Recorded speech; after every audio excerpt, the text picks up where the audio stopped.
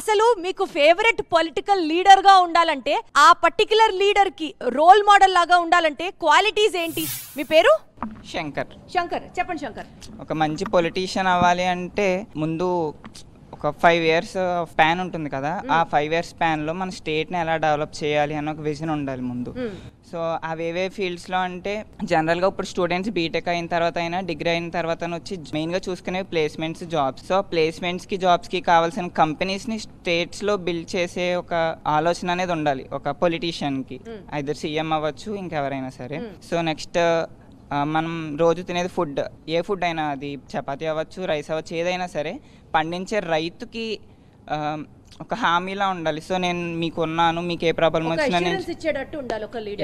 Next వచ్చేసి transport గురించి maybe అంటే ఇప్పుడు అందరూ ఒకే లెవెల్ కాదు, అందరూ అంటే కొంతమంది రిచ్ ఉండొచ్చు, కొంతమంది పూర్ ఉండొచ్చు. సో ట్రాన్స్పోర్ట్ ఫెసిలిటీస్ ఉన్నప్పుడు బస్సెస్ ఛార్జెస్ కానీ ఇలాంటివన్నీ మేనేజ్ చేసి ఇలా అంటే రీజనబుల్గా ఉండేలాగా, గ్రాసరీస్ అయినా ఏవైనా సరే రీజనబుల్గా అందించేలాగా, క్వాలిటీ కూడా అలాగే ఉండాలి. సో మన రాష్ట్రానికి కావాల్సిన అన్నిటి మీద ఒక విజన్ ఉండాలి, ప్రజలకి కావాల్సిన అవసరాల మీద ఒక ప్లాన్, ఒక ఫోకస్ ఉండాలి. అప్పుడు ఒక ప్రాపర్ రాజకీయ నాయకుడు అన్నది మీ opinion. Very well said Shankar, very well said.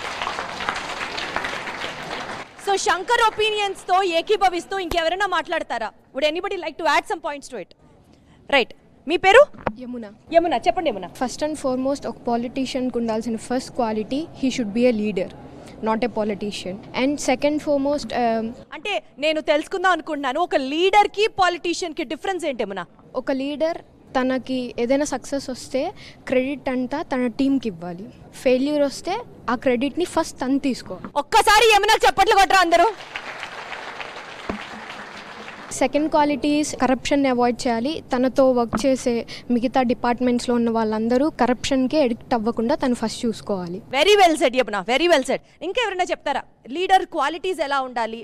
What are you all expecting అని? ఫస్ట్ పాలిటిక్స్ కానీ పొలిటీషియన్ కానీ లీడర్ అవ్వాలి అంటే ముందు అందరికి ఎక్స్ప్లెయిన్ చేయగలగాలి. ముందు లీడర్ అవ్వాలంటే అసలు ప్రాబ్లమ్స్ ఏమున్నాయో తెలిస్తేనే కదా లీడర్ అవుతారు. సో ఒక పర్సన్ అన్ని ప్రాబ్లమ్స్ తెలుసుకొని వాటిని ఎలా సాల్వ్ చేయాలి అని తెలుసుకున్నాక పాలిటిక్స్లోకి రావాలి. సో ముందు ప్రాబ్లమ్స్ తెలియకుండా అసలు ముందు క్వశ్చన్ ఉంటేనే కదా ఆన్సర్ ఉండేది. విజన్ ఉన్న వాళ్ళు పాలిటిక్స్లోకి వస్తే it helps lot. Absolutely.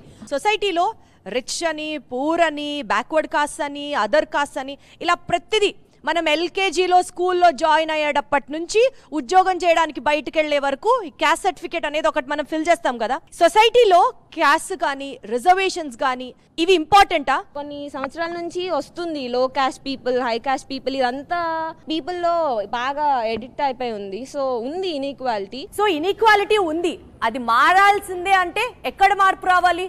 It should all happen in the mind set of the people. అదే నువ్వు చెప్పదలుచుకుంటున్నావు. ఎందుకు నిజంగా సొసైటీలో ఇన్ఈక్వాలిటీని కట్ చేయలేకపోతున్నాం? ఎవరు చెప్తారు? ఈ క్యాస్ట్ సిస్టమ్ అనేది వెనకబడిన వర్గాల నుంచి వచ్చిన రాజకీయ నాయకులు రావడం వల్ల అబాలిష్ అవ్వదు. బేసిక్గా కింది స్థాయి నుంచి వచ్చిన రాజకీయ నాయకులు వాళ్ళ ఎకనామిక్ ఫైనాన్షియల్ స్టేట్ నుంచి ఎవరైతే వస్తారో కింది స్థాయి నుంచి వాళ్ళ వల్ల అబాలిష్ అవుతుందని చెప్పేసి అనుకుంటున్నాను. వండర్ఫుల్. అయితే నాకు ఒక్క పాయింట్ చెప్పండి, ఇక్కడ ఉన్న వాళ్ళందరూ సొసైటీలో డిస్క్రిమినేషన్ ఉండకూడదు అనుకునే వాళ్ళేనా? ఉంటే బాగుండు అనుకునే వాళ్ళు ఎవరైనా ఉన్నారా?